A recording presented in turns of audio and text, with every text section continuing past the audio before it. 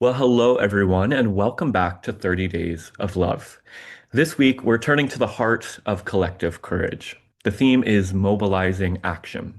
And in a moment where confusion and fear often shape our public life, we look to practices that help communities move from intention to grounded, faithful action. To guide this exploration, we're joined by two leaders whose work sits at the very center of Side with Love's organizing ecosystem. Today, I'm super excited to be joined by Reverend Cathy Rion Starr, a leadership development specialist that brings a deep commitment to relational organizing, spiritual depth, and unapologetic joy. And we're also joined by Reverend Ranwa Hammamy, a congregational justice organizer who supports congregations in building sustainable, spiritually grounded justice ministries that reflect our intersectional priorities at Side with Love. And together, Cathy and Ron will offer a powerful look at how communities can cultivate courage, collective muscle memory, and love that moves. So, thank you both so much for joining us today. And again, your work is at the heart of our ecosystem of organizing here at Side with Love. And so, I just kind of want to open up our time together by asking, when you think about this week's theme, mobilizing action, what does that look like when it grows out of spiritual and prophetic commitments that you carry in the work that you both do with Side with Love? Thanks, Brandon. Runwa just private chatted me that I should start first, so I'm going to call you out right here. Mm, Um, our faith is one of practice and action more than belief, and I really take to heart the universalist part of our faith that is, if we're all going to the same place when we die, then it is ours to make heaven or hell here. mm, And so when we are organizing protests, when we are creating mutual aid, when we are developing relationships with each other, when we are speaking from a values based framework, when we are making friends with the other parents at our kids' schools, we are living out our faith. And those are all actions that are practices or can be practices of Unitarian Universalism.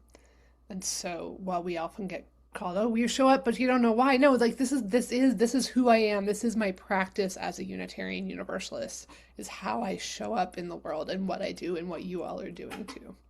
mm. Your turn, Renwa. Thank you, Kathy, and for the call out. I'm just thinking about how, we are the Side with Love organizing strategy team. And so side and love can be nouns, they can also be verbs. And I think about how like those are active. Those are things where we are engaging, we are embodying. When you side, when you love, there is an element of mobilizing action. What does it look like to side with the act of love? And so for me, I think about the ways in which we can, bringing in the other elements of these themes that we are talking about throughout 30 Days of Love, like when we're mobilizing action grounded in that reimagined thriving. We're mobilizing action with our deep and nurtured relationships and community. And so what that looks like is creating that world with love at the center. It is that world with love at the center, whether it is showing up in a mutual aid pod with the extra Girl Scout cookies that you ordered for somebody that is needing a pick-me-up snack, whether it's showing up on as a foot patrol at your local elementary school, whether it's getting yourself arrested in DC. Any number of ways in which you are mobilizing action is part of not just creating, but being that Mm. world with love at the center. I love that. Thank you both so much. And I kind of hear this in what you're saying already, and it's also come up in almost every other conversation I've had with folks on the themes of this year's 30 Days with Love. But I wonder how prophetic imagination or imagination in general functions for organizers and congregations in times when people are feeling really overwhelmed and discouraged. And frankly, it's hard to imagine a different reality when we're living in one that's so bleak. So, could you talk to that a little bit? I feel like since I told Kathy they had to go first, it's my turn to go first. Um, I think there is a lot of uncertainty right now. We're in that place of there's a lot of questions, there's a lot of fear, there's a lot of anxiety. And when we're looking at that uncertainty, when we're looking at I literally preached a sermon called TBD yesterday. It's to be determined. It is uncertain. And that actually, if we lean into that, creates a whole lot of possibilities. I'm pretty sure we're going to have a theme on that if we haven't already. And so when we're leaning into the prophetic imagination, uh, really, truly, deeply imagining what is possible in that vastness of unknown can be incredibly liberating and incredibly grounding because we are imagining we have that space to just imagine something because we don't know what is coming. We can imagine what that could be in ways that are truly shaped by our understanding of love, by our understanding of community and care. And so we can let our imaginations be shaped by fear or let them be transformed with love. Mm, thank you. I'm going to talk about how I have failed to do this Mm, and how that has been hard. My call to ministry is grounded in a failure to do that. I got started as a young adult as a community organizer where we did some amazing, awesome organizing, and we were winning, literally getting bathrooms unlocked in high schools and toilet paper in bathrooms. We won some amazing things like bilingual certification recognition in the School of Multilingual Learners. We won amazing things. And I could see if we kept winning at that linear rate, we were never going to get to that place of imagination where we need to be. And I really struggled with that. And that's part of what brought me into ministry. And I have continued to struggle with despair. I have continued to struggle with how the heck are we going to get there? And where I have come to is like, I don't know if we're going to get there. I mm, don't know. And I know that it matters that we try. And I know how it feels when I imagine those possibilities. When I heard you talking, Ranwa, that when I imagine what can be, and I'm like, oh yeah, that can be. It's like so basic that everybody could have safety and a home and love and family and meaningful connections. This is not rocket science. And when I imagine that, it changes my body, it changes my breath, it changes what I feel is possible. And Che Guevara used to say, let's be realists. Let's dream the impossible. mm. And if we don't dream it, it's never going to be here. So I don't know if we're going to get there. It Yeah. doesn't matter to me if to have that certainty. It matters to me that how I feel when I get into that place. Mm, yeah. And Ronald? Yeah, I appreciate you naming the difficulty that and the uncertainty of the uncertainty of the uncertainty. I also want to lift up that in those that not rocket science idea, our ancestors have created spaces of care and community in the past. There is deep ancestral knowledge around what it looks like to be in relationship with the earth, to be in relationship with each other, to have the village raise the child. And so I think that there is wisdom within us that can be uh, a place where we can ground ourselves in what's possible. I really love that. Thank you so much for that. And I mean, I think one of the things that is the hardest in this moment, and we experience it as a team here on Side with Love, um, is it requires space to allow the imagination to bubble up within us and to actually get creative in the kind of stuff that we are aiming for in our organizing. But we're in a moment where there are so many things happening that we feel like we need to react. And I wonder if you can help those who are watching discern between when it's time to react quickly versus when it's time to act faithfully or actually try to lean into the world that we've imagined, because sometimes those two things seem to feel at odds.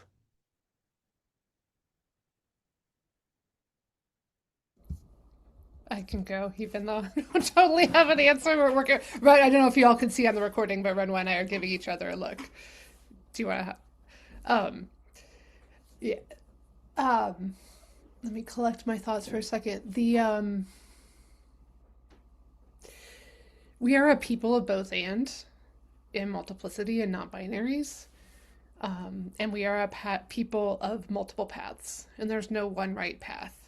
And I think that's my answer to this. Is it's in the last couple of weeks because I did go to Minneapolis as part of the call, and have been in reactive mode, and I can be there for a little while like other folks on our team have been holding it down with the steady work that is also important.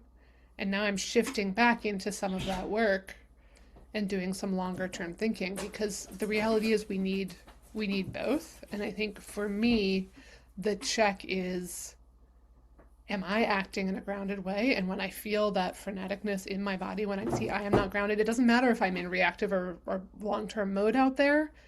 I'm not going to do it well if I'm in that frenetic space. So it's my job to anchor myself in spiritual practices. For me, it's a lot of song, moving my body, stillness, breath, whatever it is, so that I'm acting in a grounded place, whichever way I'm doing. And I don't do that perfectly by any means. Totally. Um, I love you lifting up the sort of the pluralism behind how we can engage when there are moments when we're being invited to engage. And I'm going to lift up that interdependence piece of it too, because sometimes the question is, does it have to be me? Um, who else is already holding this? Who is holding this?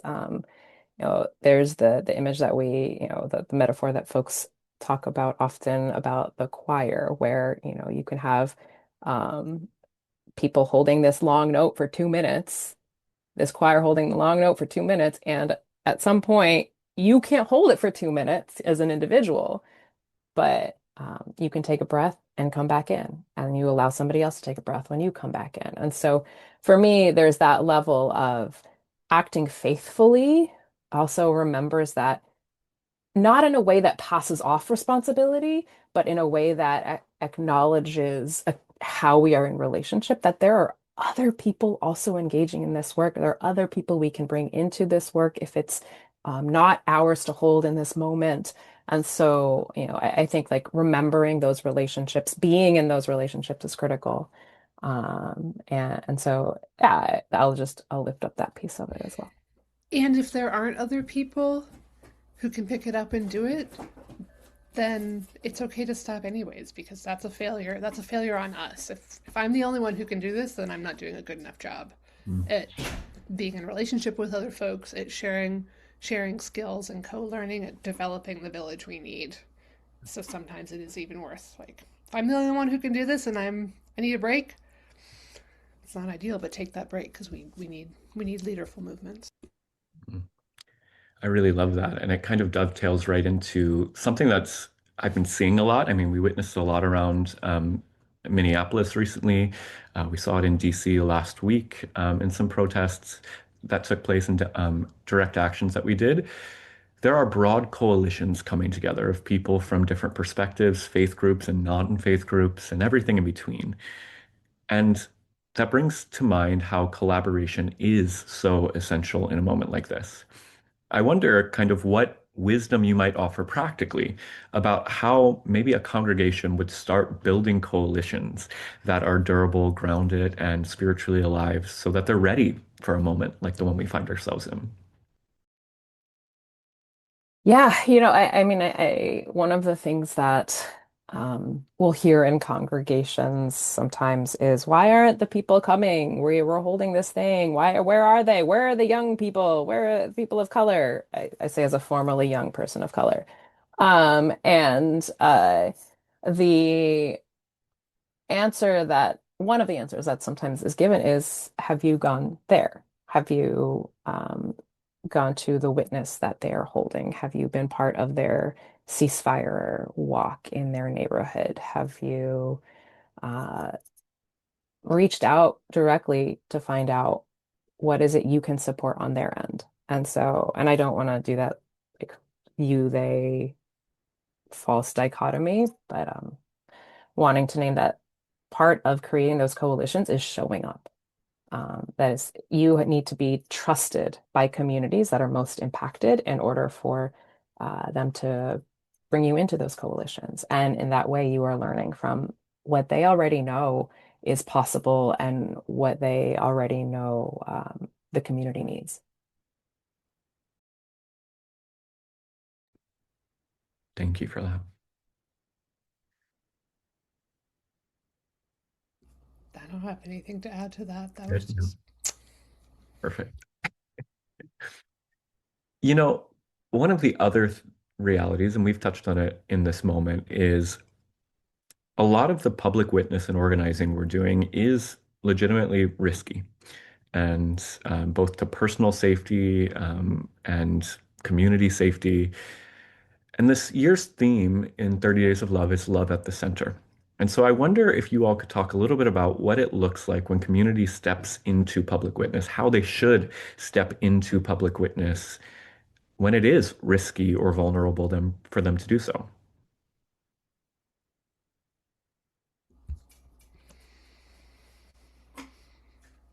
I'm thinking about the many, many, many beautiful ways that Unitarian Universalists are showing up right now in relationship with folks on the front lines, putting their bodies in the way,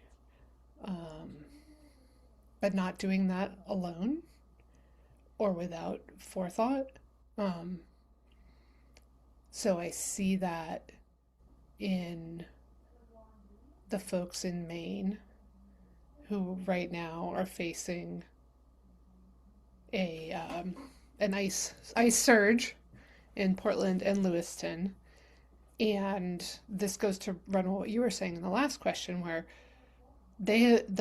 the UUs who I'm in touch with have been in relationship with Somalis, with the local immigrant coalition, with the developing Ice Watch, with the rapid response for a long time before that. They, I assume, from what I am seeing of grounded action, have done some risk discernment. Um, the minister who recently participated in civil disobedience, I am sure, had conversations with his board beforehand and did some, not just, I'm just going to go out there and do this thing by myself, but doing it in relationship and in discernment that's both about risk, the risk of taking action. It's also about the risk of not taking action because there's a risk there of what happens. And it's also about it's a faithful discernment too. It's not just the risk, but it's also what are we called to do in this moral moment, and putting all of those together in relationship is how we make the best decisions of the moment that we can. And there are no perfect decisions or assessments. I know in my life it's something I'm reevaluating all the time, and it's probably as it should be. Thank you. Anything, Ronwa? I could add, but I'm going to just let that one sit too. Yeah. These are really insightful and soulful answers, and I really do appreciate that. Wait, Brandon, actually, there's the thing that I didn't say that always has to be said when you have this question, that those of us who are white tend to overestimate the risk Mm, of most actions, um, and have a kind of have a very different sense of risk discernment than folks of color or folks of lived experience. So I mm, know right after um, Trump was inaugurated, I was afraid to go to a protest in my small town. I have been to lots and lots of protests. Um, there were some reasons to be afraid in that moment, not knowing what random bad actors were.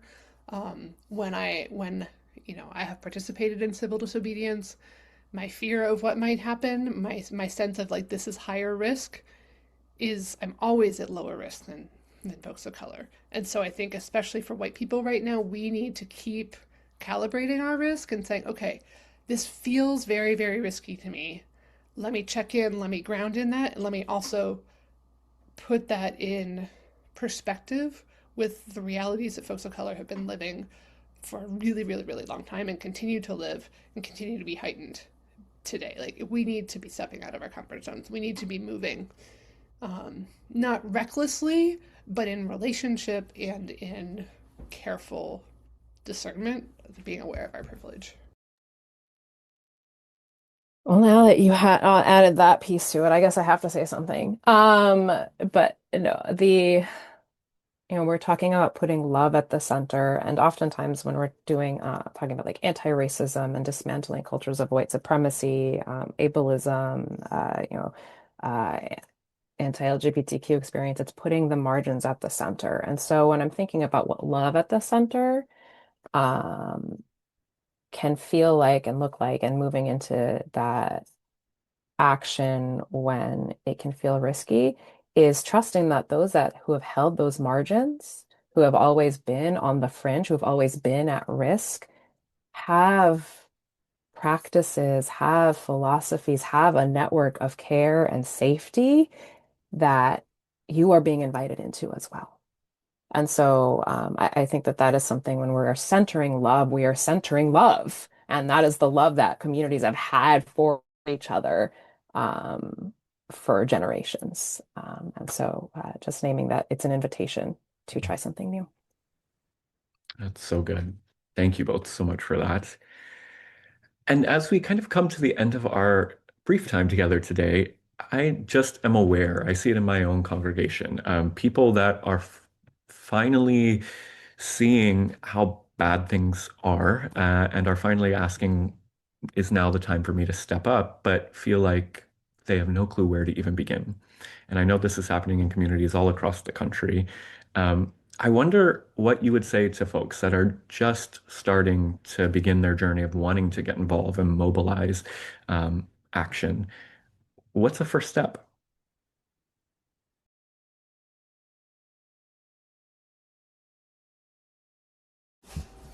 There's a million first steps, right? We're Unitarian Universalists. There's not just one pathway, there are so many. Um, so there's the like real concretely go to sidewithlove.org and poke around in our resources and pick something to watch, pick something to do on our weekly action alerts that we here curate. Um, there are actions on there every week. There's things to do every week. Um, the important thing is that you find your lane and do something. The important thing is that you find some other folks to do it with. Maybe that's one person who you text and say, hey, I'm doing this thing, just want you to know. Um, if you're newly getting involved, that's awesome. Come on in. There's going to be parts that are uncomfortable. There's going to be parts that are confusing. That's still true for those of us who have been in this for a long time. So, welcome to play in the mud and be curious, be humble, try things. If you're not making mistakes, you're not risking enough. Uh, yeah, we need if we're gonna topple fascism, if we're gonna have a chance of getting to the world we want to live in, we need everybody, and there's a place for everybody. Um, in terms of another sort of concrete offering in like relationship to what you were just sharing, Kathy, we also have the Common Read. That is a really beautiful place to start the social change ecosystem. Do we both have it? Oh, please tell us we both have it like right there on our desk. Look at So I that. don't know if on the recording it's going to show with both of us, but Renwa and I are Yes. both holding it up. Yeah. Like it was right there on both of our desks. But the social change now Common Read offers that ecosystem of different ways that people can engage in what this is. This is about transforming our world, transformation, if you will. And so when we're uh, looking at, well, what is the first thing? What's my first move? What's my first step into this? It's understanding also what is it you have? What is it you are called to in this? And knowing that there's, again, any number of ways you can engage. Some of my favorite people when it comes to organizing, and any of those actions that you see, the big flashy arrests and protests, are the Care Bears, the folks that are walking around with the box of granola bars and fruit that are like, are you staying hydrated? Did you eat today? And that is huge. When you've been out there for 3 hours waiting to see if somebody's getting out of prison, 5 hours, 10 hours, whatever, that's huge. And so just knowing that there's any number of ways that you can show up in this work of transformation. Thank you for that. And before we go, thank you, Reverend Cathy, for bringing up a good point. Can we talk a little bit about a win that has happened recently in organizing to give folks a little hope that this actually works and we can change the world? It's been a year. We're recording this on February 2nd, 2026. January 2026 felt like a year and a month. And on the same day that Renee Good was murdered in Minneapolis, I was paying no attention to that because what was in my inbox and signal was that Avelo Airlines announced that they were going to cut their contract, stop working with the Department of Homeland Security. This is huge. It's so huge that those of us who had been working on this didn't really believe it. We really had to look at it and be like, wait, is this real? And it's real. And the backstory behind that, and the reason it's important to me to bring it up, is that I think is it Margaret Mead who said it, never doubt that a small group of people can change the world. Indeed, it is the only thing that ever has.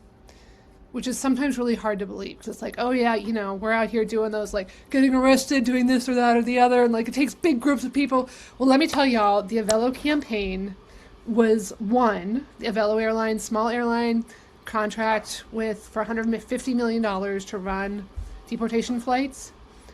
2 days before the win, we were starting to talk about an in-person planning committee meeting because it was going to take us another year or two to win this campaign. And then we won. And the people who won are people just like you. There's small groups of people here in Delaware. There's 7 of us who've done a bunch of stuff in Eugene, Oregon, in Lakeland, Florida, in Portland, Maine, in all these small, medium towns. It's just a few people who are like, hey, this isn't cool. Showing up and doing a few things.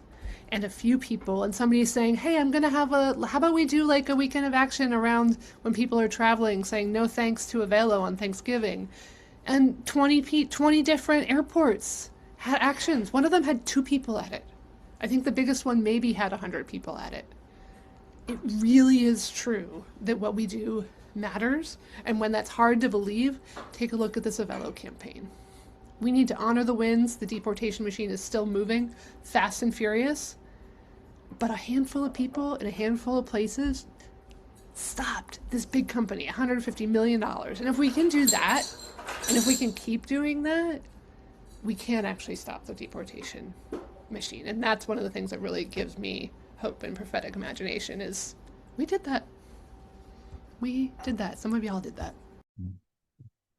Well, thank you so much for sharing that. And to both of you, thank you for your work in this time. The organizing work that you do on Side with Love is so important. And I know to so many UU congregations, it's a source of not just education and information, but really empowerment. And I just want to, again, say thanks to everyone for joining us on this journey through 30 Days of Love and on this theme of mobilizing action. May the wisdom we heard today guide us as we consider the next faithful steps. May we trust that when we do move together, we make possible the world as it could be and as it should be. And so, again, thank you for joining us, and we look forward to seeing you on next week's 30 Days of Love conversation.